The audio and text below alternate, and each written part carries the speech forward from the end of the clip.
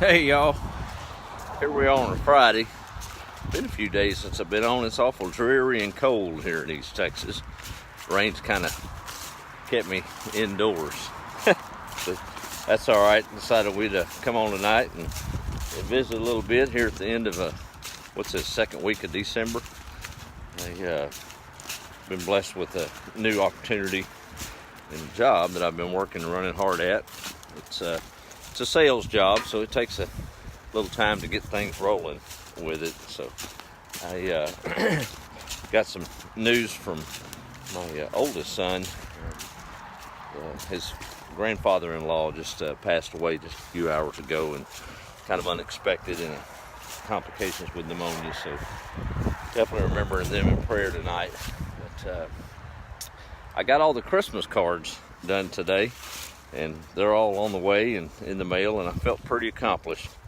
I think it's been the completion of 20 years of January's wishes. You know what I mean? You start off in January or February like, man, you know what, this Christmas I'm going to do better. I'm going to do different. I'm going to send out Christmas cards. I'm going to do this. And finally, after 20 years of attempts, I was able to pull it off. So feeling pretty good about that. But I was thinking sometimes at this time of the year how things can overwhelm, and how you make commitments to yourself to do better and to make things maybe a little bit better on the next round, the next year. And we've got a fresh start coming up in 2019. And I was reminded of it first person and heavy this week as I'm chasing this new job, and commissions are on their way for sales made. But in the interim, it's quite a sacrifice, and we're down to the bare bones. We're fine, but I just found myself in a position I did not like to be in this week at a convenience store as I was making another client call and sitting still. I looked up to see a homeless man walk to the trash can. He wasn't panhandling. He walked up to the trash can in the middle of the day and rummaged through it, pulled out a half-eaten sandwich, and began to eat. And I looked at that knowing there was nothing absolutely that I could do, as I had not a dollar on me, nothing in the account to be able to buy him a set of crackers. But I resolved myself to maybe do a little bit better next year, and maybe have a 5 or a 10 stashed in the dash to provide for that person. And we can't help everyone, I know, but those that cross our path, it just it broke my heart to know that need. Here I was thinking that I was broke, but nowhere near that, and just kind of had me somber. It's a funny thing about the truth, and this might be a little bit of a spoiler alert for those that have little ears listening in regards to Santa Claus, but I read this story, and man, it really hit home.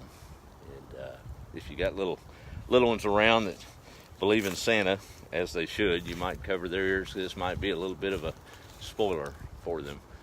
But I remember the story of a young man, about 10 years old, maybe a little younger, walked up to his dad and said, "Dad, I think I'm old enough. I want to know the truth. Is there really a Santa Claus?" Well, kind of stunned old dad, and he was kind of slow to think a minute, and finally he said, "Son, I agree. I guess you're old enough to know the truth. But I have to ask you a question. The funny thing about truth is, once you know it, you can't unknow it. Are you sure you want to know the truth about Santa Claus?" And the young man quickly, "Yes, Dad, yes, I want to know." He said, "Okay, there is a Santa Claus." "Really?" "Yes, but he's not an old man in a red suit, as we've so often come to know." "Really?" "No. Santa Claus is an idea. For instance, all of those years that your mother and I bought you presents and labeled them from Santa and watched you open them with joy on your face and pleasure in our hearts, you never thanked us once, because Santa Claus brought those. And that gave us the biggest joy, because we had fulfilled the true spirit of giving in anonymity. And now that you know, you have to become a Santa Claus in yourself. You can't tell it to the young ones, because they really can't understand that concept of true giving just yet. So we disguise it in a man with white hair and a beard in a red funny suit at Christmas. For instance, last week when we were in the subway, you remember, and the lady collapsed and we called the ambulance to get her help. She'll never know it was us, but we were Santa Claus at that point. That time that we paid for the soldiers' dinner, and he never knew who did it. We were being Santa Claus. So you see, son, Santa Claus is really a spirit of giving, and it's a way that we can teach our children as young ones that true gift of giving. So now you're commissioned to be Santa Claus. The young man said, "Got it, Dad." Isn't that true, though? That's really the true spirit of giving, is being able to do things, and not for acknowledgement or credit, but just to get things done. And maybe we can make a little bit of a difference in each life we affect. Good night to be by a fire, isn't it? I'm a little chilly out here.